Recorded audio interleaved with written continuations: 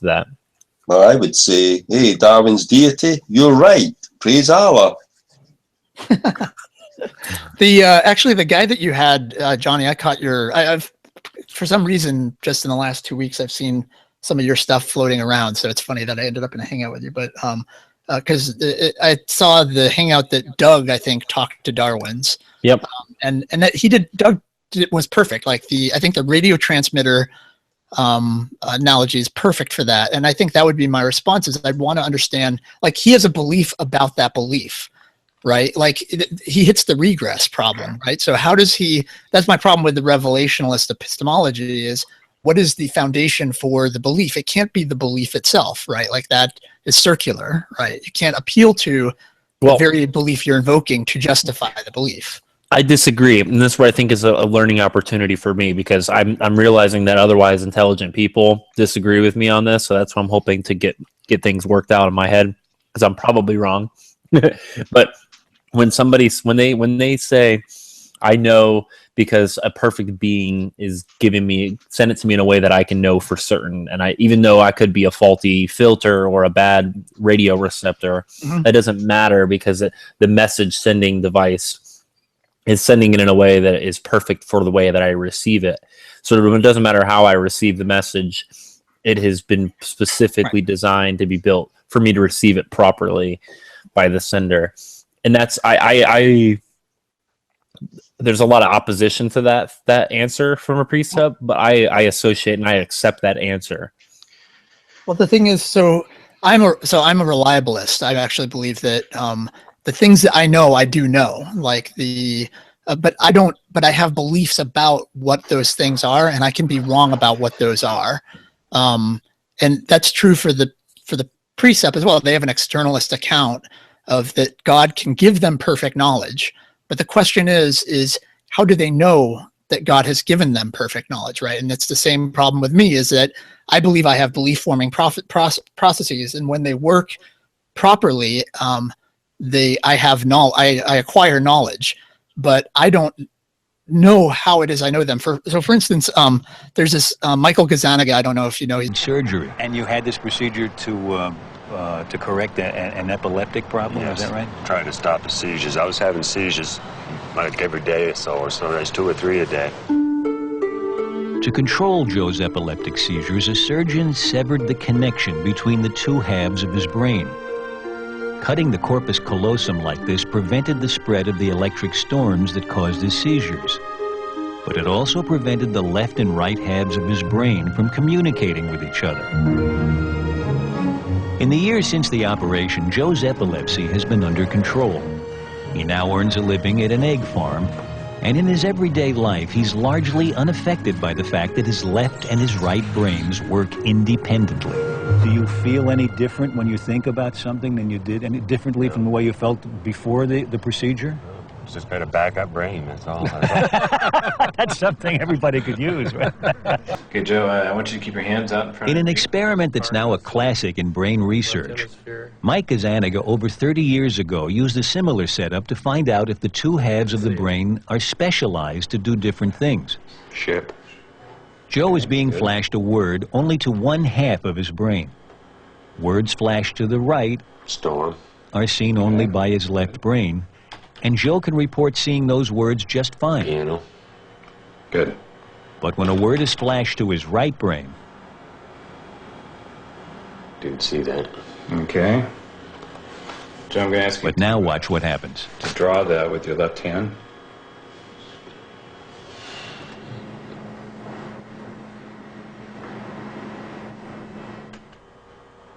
You're going to be lost. Why don't you try drawing another picture of it over here if that will help you.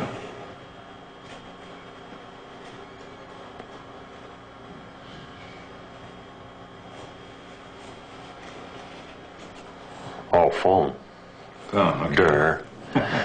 It's almost as though somebody has given him a secret communication. That's and right. Now he knows that it's a telephone. But up until then, he was blind to it. Exactly. When Gazzaniga first did this experiment, it instantly proved that the ability to speak resides almost exclusively in the left hemisphere. Not until he sees what his right brain is drawing is Joe able to name You it. said church, didn't you? after looking at the picture. Yeah, but he had to figure it out about as long as we did. That's really interesting. It's a picture here of somebody communicating almost with another person. And the communication is not occurring inside the head, it's occurring out on the piece of paper. Yeah. Blob. I really don't know. You want to draw a little bit more? So far, Joe has been seeing only one word. Cat. That's a cat Things get sound. even stranger when he's flashed two words, each to only one half of his brain. The right hemisphere saw toad. Yeah. And so his left hand draws a toad. So there's the toad. Oh, it's a toad. And this time I was able to guess what was coming. Will they put a little three-legged stool in there later, or what? Joe's speaking left brain saw a stool. Saying the word lets the hand that's controlled by his right brain in on the secret. That's great. That's really interesting. And if he had seen that with the corpus callosum intact, he would have drawn a toadstool. Right. Not a toad and a stool. Right, exactly the point. I've been doing this for 35 years. Yeah? And It gets me every time. Yeah, it must. This time, instead of naming the word, I want you to point to the word. Again, Joe sees two words simultaneously. Bell goes to his non-speaking right brain. Music to his speaking left brain. When asked to point to a picture of what he saw, he chooses Bell. But when asked why, Yeah, why'd you pick that one? Music. Music? and when asked to explain, It was music and bell, and it was a few minutes ago, last time I heard any music was coming from the bells out here, banging away. So the bell's outside here. So, look, good enough answer to me. what's extraordinary is that Joe's speaking left brain concocts a plausible story of why he pointed to Bell, even when some of the other pictures more obviously represent music. Gazzaniga believes this determination to find cause and effect, this desire to explain, is the left hemisphere's most marvelous property. One of the unique things to the human brain is this need to interpret why two events occurred. What was the antecedent to this? What caused this? And if you can imagine that a species like us that has that little chip in its brain that asks those questions is going to survive rather well, because it's going to figure out more about the nature of the world than a species that doesn't have that. Just on the point there that I don't think the precept would be in the same position as the reliabilist, because they can appeal to the confirmation by the Holy Spirit. So forming their belief forming that they've had this revelation from God, they can have repeated and continual confirmatory experiences by the Holy Spirit, the inner witness of the Holy Spirit, that in fact that is the case. And they can have things like answered prayer, they can have things like the fellowship of the believers, people in consort with them, things like that. So they can have all these. So I don't think the reliabilist has that. They definitely don't have the Holy Spirit available to them unless they're a Christian reliabilist. But that's still, all of that still goes back to the regress, though, right? Like they have to have beliefs. No, it doesn't. Well, you have beliefs about the Holy Spirit acting in your life, and you have beliefs about those beliefs and beliefs about those beliefs. Yeah, okay, but let's say I believe in Harry Potter, and I believe Harry Potter can do magic in my life, but then no magic happens in my life. That's disconfirmatory evidence about my belief that Harry Potter can do magic in my life. But if I've got a belief that God has given me this revelatory knowledge, and that entails that I'm going to be filled with the Holy Spirit, and I'm going to have all these confirmatory experiences of that belief, and those things happen, right, then why wouldn't those be some sort of evidence for the belief? Independent of the belief, I've got these confirmatory experiences which are predicted by the belief. Right. That's just more justification for the belief, though, right? Then you're no longer assuming that God revealed it to you in a way that you can know it. You're actually relying on some amount of justification going, this is the same as like if I had my wife asked me what time is the party, and I say 8 p.m. and she says, how do you know that? And then I bring to bear all of these reasons for thinking it. That's the same case for the what's the coherency? It's the coherency aspect of it. Yeah. So actually, let me finish my Michael Gazzaniga. So he had these split brain patients where your visual processing is separate from separated from your the thing that the part of your brain which helps build coherence and actually understand what it is, why it is you think the things you think. So, and so my point with all that is that we can have beliefs like for reliabilism, we can have beliefs that are formed within us and not have the justification available to us. But obviously that is knowledge that we have by some means that is not simply luck. It's not that we're just picking something randomly. It's that we actually acquired it in some manner, but our reasons for us to think it, why we have it. And you can go into like cases like I've talked about my dad's Alzheimer's or hypnotists, or there are all sorts of accounts where people have an account for what they think they're why it is they think they know something when in fact they know it for other reasons, but they still know it. Like my dad knew that I was Bert, but he didn't know how he knew I was Bert at some point. So he couldn't tell me why, like he didn't have good reasons for it. He didn't have any justification for it, but we'd still want to say that it was knowledge. I think in the case of the presup, they could in fact actually have knowledge given to them such that they know it. But in terms of deriving warrant for that belief that has happened, they have no mechanism to actually do that. Like they don't have the account that I gave for my wife for me telling my wife that the party is at 8. They can't provide all these reasons as to why they think it's the case. And in Matt's example, they can go, well, I have this experience, and I have this experience, I have this experience. But then at that point, it doesn't matter that God gave it to them in such a way that they know it. That's not what they're relying on. What they're relying on is all these other reasons that tell them that must have happened, right? Like all of a sudden, that's actually the justification for the belief, not that it was formed in some perfect way. It was because I can give you these 4 reasons to think that actually happened. No, but those could still be like those extra reasons. Like if I think about predictions that I would make from someone receiving revelatory knowledge from God, one of them would be the confirmatory experiences by the Holy Spirit, and the other one would be the fruits of the Spirit in the individual's life. So those 2 things would follow if that was on Christianity. And if those things happened, I think those would be confirmatory. I think they would be evidences, but they're defeasible. I mean, it could be the case that because I formed that belief that I have these revelatory experiences, that I've entered into some sort of, I've actually brought on those experiences, even they're not actually real. They're just brought on by the fact that I formed that belief. So they're defeasible. So I don't think they would replace the axiom or the presupposition. It would still be the presupposition. I've received this from God. But yeah, I can present you with some confirmatory experiences of confirmatory evidence for that, but it's only confirmatory evidence.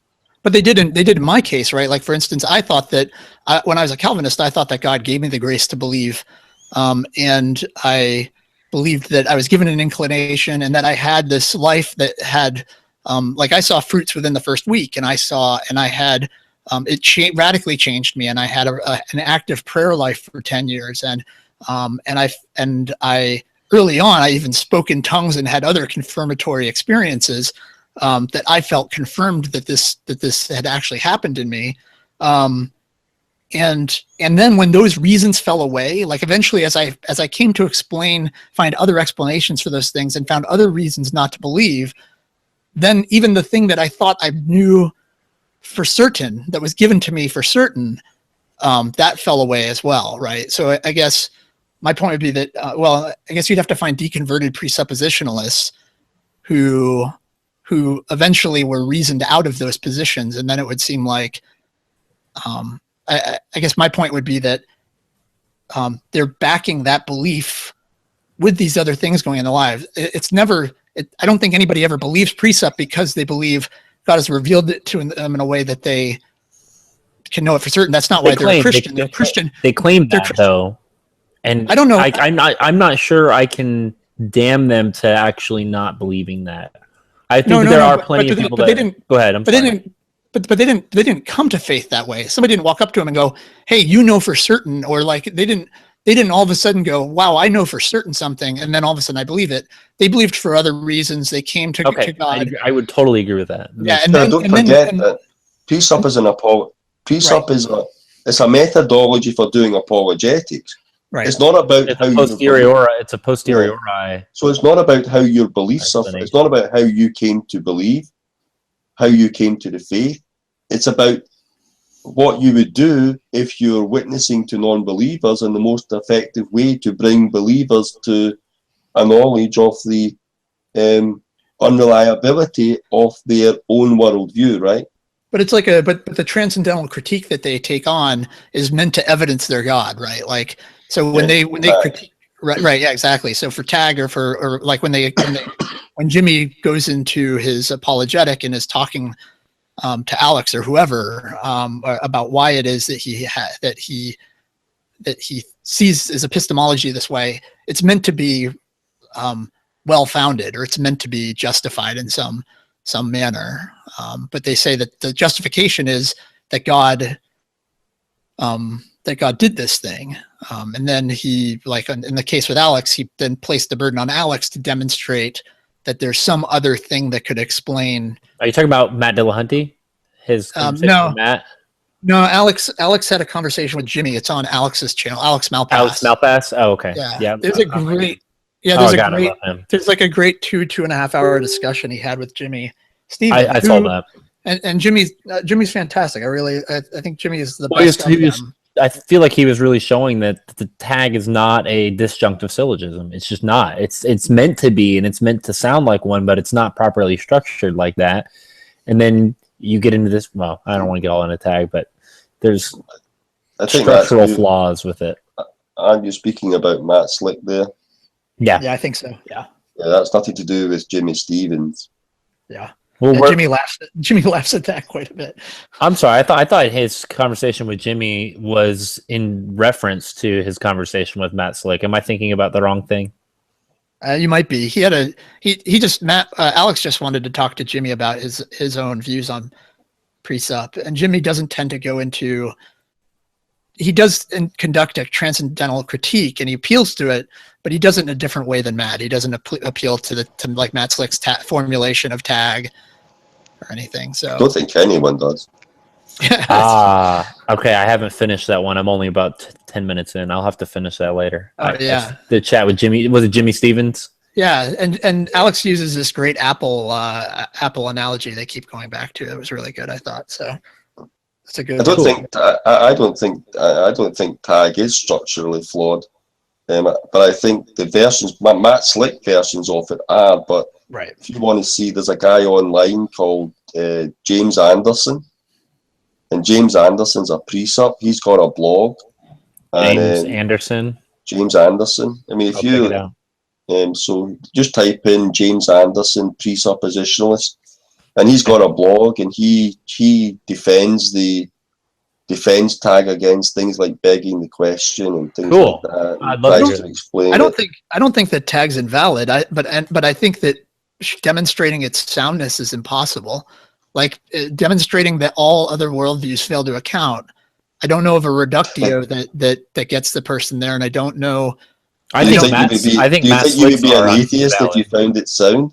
Well, no, but I don't even find anybody even attempting it is the problem, right? Like that was actually where Jimmy got to with Alex. Was like the last half hour, I think, was entirely Alex asking him how it is that even if Alex couldn't show a possible worldview, how does that demonstrate Jimmy's impossibility claim? Like Jimmy basically flipped the burden onto Alex and said, look at it, until you can show me that one possibly does it, I have reason to think all of them impossibly do so.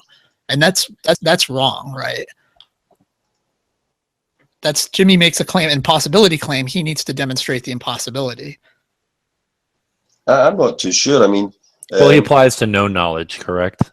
It's like no knowledge. So let's say I've got a strong. Let's say there's a proposition. We'll call it proposition A. And it's a logically possible proposition. It doesn't entail a contradiction. And I hear logically possible proposition A, and I have a strong intuition that proposition is true. And then I look for confirmatory or disconfirmatory evidence for my intuition about the proposition. and I don't find any strong confirmatory or any disconfirmatory evidence for that proposition, I think I'm within the bounds of rationality to go with my intuition and hold that as probably the case. Yeah, the thing is that you're not in there saying that nothing else can. You're not explicitly laying out that nothing else can, right? Well, if I've looked for disconfirmatory evidence and none has, and I'm saying I haven't found any, I'm saying there are no defeaters to this intuition being true. I haven't confirmed it. I haven't found strong confirmatory evidence for it, but I've looked for disconfirming evidence, like, for example, another worldview. I don't think that's true. You think that if you can't find anything to confirm your present premise and can't find anything, but you haven't found anything to disconfirm it, that then the premise is sound? No. I'm not saying it's sound. I'm saying that intuition is an epistemology. So if I have a strong intuition about a proposition, and then I try to disconfirm that proposition, in fact, I try to confirm it and disconfirm it, and I can neither confirm it with independent, strong evidence, but I can find nothing that disconfirms it, and I've done a thorough research on that, then I'm within my rational warrant to go with my intuition that proposition is probably the case. I think it's called the principle of conservatism in philosophy. Huh. I mean, I've heard of the principle of conservatism, but I haven't. I've never seen a case where.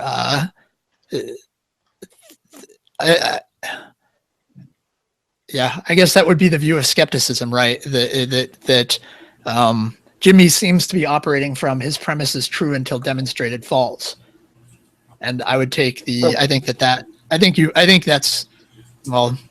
Well, but the thing is, though. Yeah. Sorry, go ahead. So I mean, go ahead. if let's say his position is, but does he have an intuition? Does he see? I mean, he's talking about his presupposition. That would be the intuition would be that only the Christian religion provides an account of the laws of logic or whatever, right? I think that's a presupposition. I don't think that's not something he intuitively, like you said, he never came to believe in God because of that, right? Right.